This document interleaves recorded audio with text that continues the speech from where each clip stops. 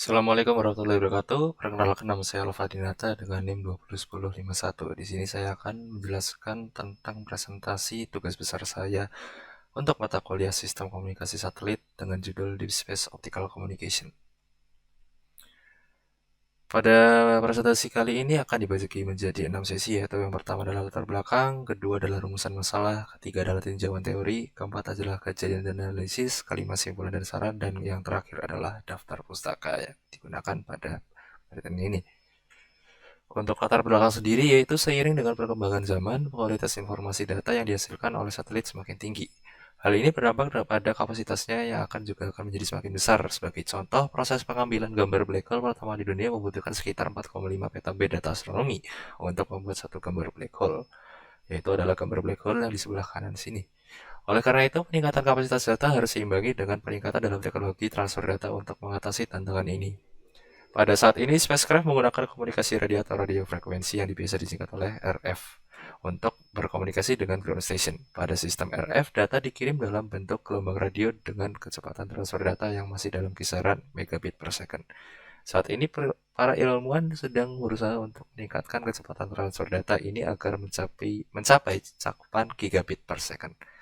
Sistem komunikasi yang sedang dikembangkan untuk menjawab tantangan ini adalah sistem komunikasi laser.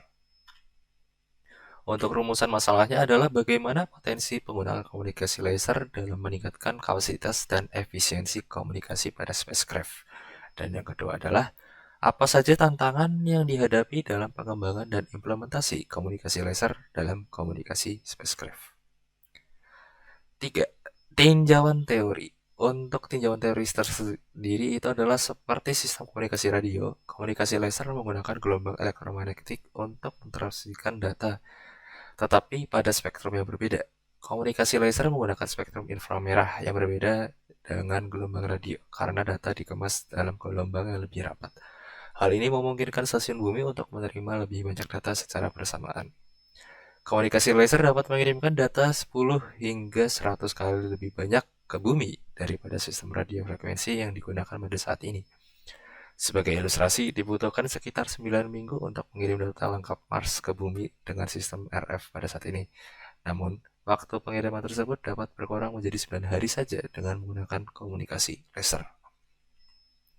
Demonstrasi komunikasi laser yang pernah dilakukan adalah pada tahun 1990 hingga 2000 yang dimana wahana Galileo terbukti berhasil mendeteksi cahaya laser satu arah dari bumi.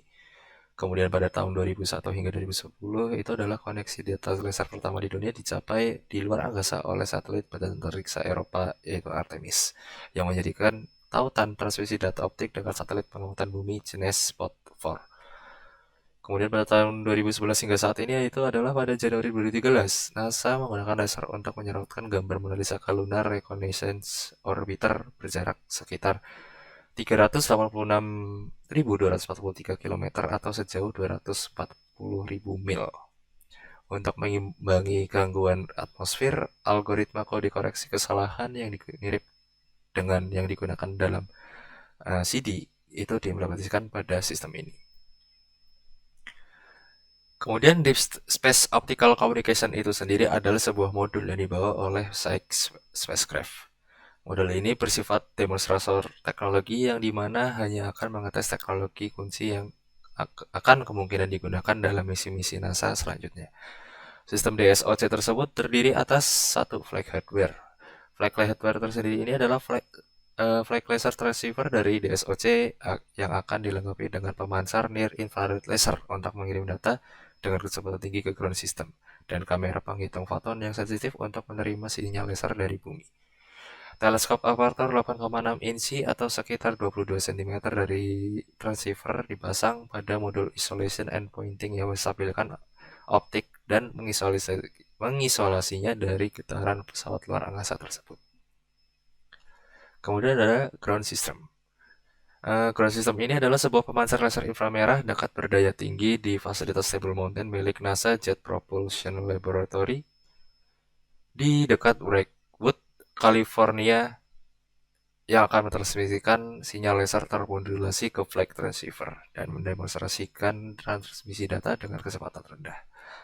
Laser uplink juga akan bertindak sebagai penanda untuk flight transceiver agar menguji sinyal. Data yang dikirim kembali oleh transceiver di DSOC di WISC akan dikumpulkan oleh teleskop Hale 200 inci atau sekitar 5,1 meter di Observatorium Palomar Caltech di San Diego, California, menggunakan penghitung foton superkonduktor nano kawat yang sensitif untuk mendemonstrasikan transfer data downlink dengan kecepatan tinggi. Penggunaan komunikasi laser dibandingkan dengan komunikasi konvensional RF memiliki 4 benefit kunci, yaitu faster, secure, lighter, dan fleksibel. Kemudian untuk tantangan dari yang dihasilkan dari komunikasi laser sendiri adalah beamwidth yang sempit. Komunikasi laser membutuhkan presisi tinggi dalam penunjukan teleskop komunikasi optik karena menggunakan beamwidth yang sempit. Berbeda dengan komunikasi RF yang menggunakan beamwidth yang luas. Jadi untuk komunikasi laser ini membutuhkan presisi tinggi. Jadi apa namanya? Transceivernya itu harus memiliki kepresisian sangat tinggi karena ini kan jaraknya lebih bukan kilometer lagi jadi ribuan kilometer. Jadi deviasi sedikit saja itu eh, akan membuat lasernya itu tidak bisa diterima oleh ground system. Kemudian akuisisi beacon. Untuk meningkatkan akuisisi beacon komunikasi optik, Scan sedang mengembangkan beacon penerima agar wahana antariksa dapat mengunci sinyal. Kemudian ada detektor penghitung foton. Receiver khusus yang disebut detektor penghitung foton sedang dikembangkan untuk mendeteksi foton dongle dalam optical beam dari ruang angkasa ke bumi. Kemudian tantangan yang lainnya adalah dari bumi sendiri, yaitu interferensi atmosfer. Awan dan kabut bisa mengganggu sinyal laser. Solusi untuk ini adalah membangun beberapa stasiun darat yang menerima gelombang inframerah untuk meningkatkan fleksibilitas jaringan selama cuaca buruk.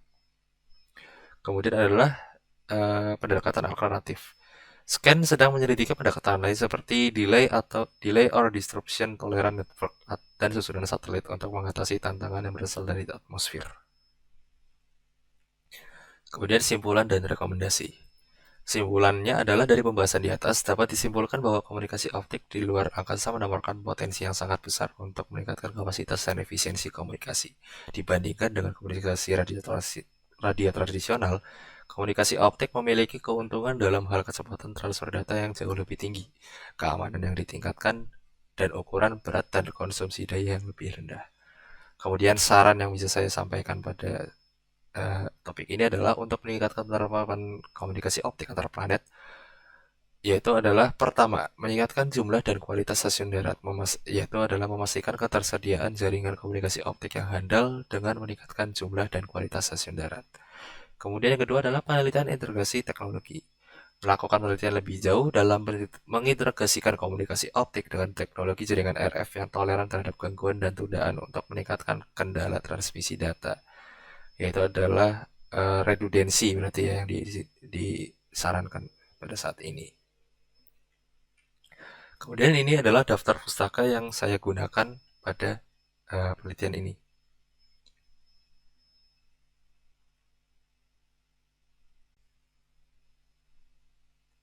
Mungkin itu yang bisa saya sampaikan pada sesi kali ini. Jika ada kesalahan dan tutur kata yang kurang berkenan, saya mohon maaf. Wassalamualaikum warahmatullahi wabarakatuh.